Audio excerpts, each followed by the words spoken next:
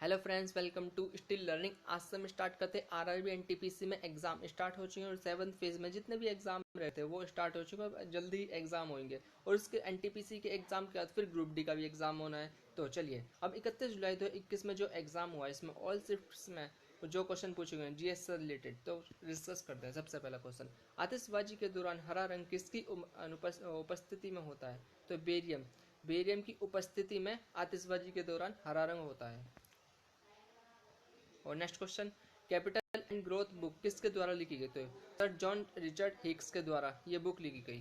और next question, Soviet संघ का पतन कब हुआ? तो 26 दिसंबर 1991 को सोवियत संघ का पतन हो गया। दरअसल ये मतलब क्या था, कौन सा युद्ध हुआ था? सबसे पहले तो शीत युद्ध जिसे कोल्ड वार कहते हैं, अमेरिका और सोवियत संघ के बीच हुआ। कब हुआ था? 1945 से 1991 तक हुआ था, जिसमें सोवियत संघ का पतन 1991 को हो गया था। और इनकी संधि बनाई गई थी काफ़ी, जैसे कि नाटो संधि बनाई थी जो कि अमेरिका की थी, और वार्सा पैकेट संधि जो थी वो थी सोवियत संघ की। और नेक्स्ट क्वेश्चन, सिडबी का पूर्ण रूप क्या है, मतलब सिडबी की फुल फॉर्म क्या है? तो इसकी full form small industrial development bank of India, यानी कि हिंदी में देखा तो भारतीय लघु उद्योग विकास बैंक, और इसका मुख्यालय लखनऊ में है। नेक्स्ट क्वेश्चन, विश्व का सबसे बड़ा ग्लेशियर कहाँ स्थित है? तो सबसे बड़ा ग्लेशियर फेंद चेको ग्लेशियर, विश्व का सबसे बड़ा ग्लेशियर तजाकिस्तान में है। ये सबसे बड़ा ग्लेशियर वर्ल्ड का।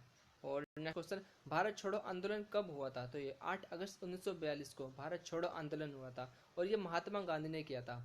और इसमें ही मतलब महात्मा गांधी ने करो या मरो का नारा दिया था, और ऐसे आंदोलन भी हुआ था जो कि वो भी महात्मा गांधी ने किया था। और नेक्स्ट क्वेश्चन, मतलब कि ICANN का फुल फॉर्म क्या है? तो इसकी full form internet corporation for assigned name and numbers, इसकी फुल फॉर्म ICANN की। और नेक्स्ट क्वेश्चन, 1857 की क्रांति के समय मुगल सम्राट कौन था?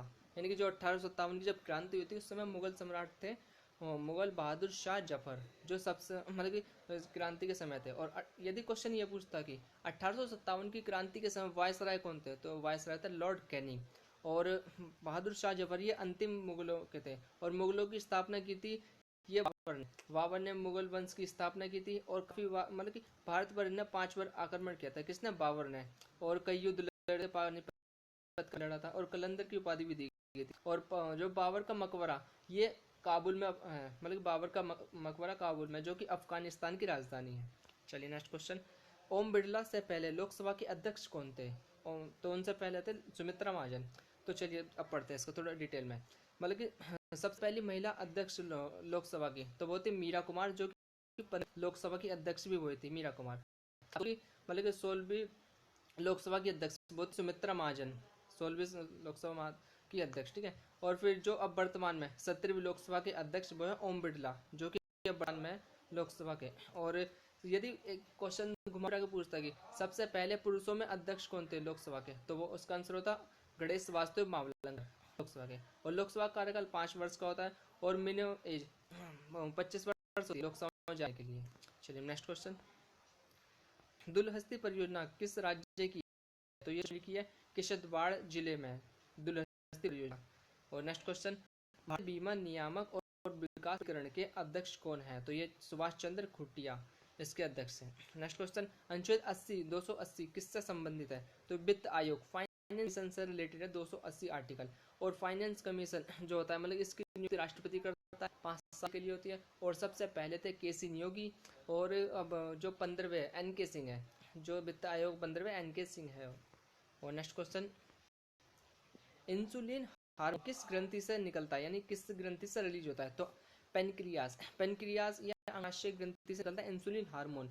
अब देखते हैं और से, तो एक होते हैं एंडोक्राइन, एक होता है एक्सोक्राइन। एंडोक्राइन यानी कि जिससे कोई ना कोई हार्मोन रिलीज होता है, यानी अंतःस्रावी से कहते हैं।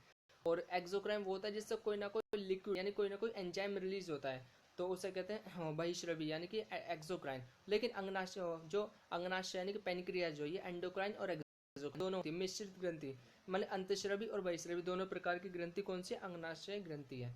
और इंसुलिन हार्मोन रिलीज होता है, एक हार्मोन हो रहा है जिसका नाम है वो है ग्लूकागन। ग्लूकागन हार्मोन भी रिलीज होता है इससे। चलिए नेक्स्ट क्वेश्चन, महाकालेश्वर मंदिर किस राज्य में स्थित है? तो महाकालेश्वर मंदिर मध्य प्रदेश के उज्जैन में।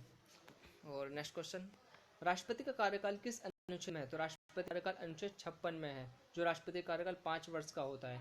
और मतलब भारत का राष्ट्रपति होगा तो अनुच्छेद 52 में बताता है। और यदि ये मतलब राष्ट्रपति अनुच्छेद 72 के अकॉर्डिंग किसी भी व्यक्ति की क्षमा कर सकता है, उसकी सजा को कम कर सकता है, उसकी मतलब कि फांसी से माफ कर सकता है, माफ करवा सकता है। आर्टिकल 72 ये कहता है। और एक आर्टिकल हो रहा है 1, 2, 3, मतलब कि आर्टिकल 123 राष्ट्रपति अध्यादेश जारी करता है। अध्यादेश मतलब कि यदि लोकसभा या राज्यसभा का मतलब सत्र नहीं चल रहा हो या सांसद छुट्टी पर चल रहे हैं, तो उस समय राष्ट्रपति अध्यादेश जारी कर सकता है आर्टिकल 123 के अकॉर्डिंग। और नेक्स्ट क्वेश्चन, अनुसार एलोरा में गुफाओं की संख्या कितनी है? तो ये 34 संख्या है। और यूनेस्को की स्थापना 49 में हुई और फ्रांस में इसका हेडक्वार्टर है। नेक्स्ट क्वेश्चन, एशिया का पहला न्यूक्लियर रिएक्टर कौन सा है? तो इसका ये था 4 अगस्त 1956 में बना, वो मतलब स्थापना हुई थी इसकी अप्सरा, सबसे पहला न्यूक्लियर रिएक्टर। नेक्स्ट क्वेश्चन, 1907 में कांग्रेस अध्यक्ष कौन थे? तो 1907 में कांग्रेस के अध्यक्ष थे रासबिहारी बोस ने इसकी अध्यक्षता की। मतलब कि कांग्रेस का 1907 का अधिवेशन पहला अधिवेशन था जिसमें कांग्रेस का विभाजन हुआ, जिसमें नरमदल गरमदल में विभाजन हो गया था। कांग्रेस का पहली बार हुआ था ऐसा विभाजन, जो रासबिहारी बोस की अध्यक्षता में हुआ था। सूरत अधिवेशन था ये। और एक इम्पोर्टेंट है 1905 में जो गोपाल कृष्ण गोखले ने इसकी अध्यक्षता की थी। तो ये मतलब कि गोपाल कृष्ण गोखले कौन थे? महात्मा गांधी के राजनीतिक गुरु थे गोपाल कृष्ण गोखले। और गोपाल कृष्ण गोखले के राजनीतिक गुरु थे अनाड़े और गोपाल कृष्ण गोखले की पुस्तक। तो मुझे उम्मीद है आप ये क्वेश्चन समझ आएंगे, अच्छे से याद करिए, क्योंकि जो आरआरबी एनटीपीसी में जो एग्जाम होता है उसमें क्वेश्चन रिपीट होने के चांस ज्यादा होते हैं। तो thanks for watching, like share and subscribe our channel to get more video like this. Thanks for watching.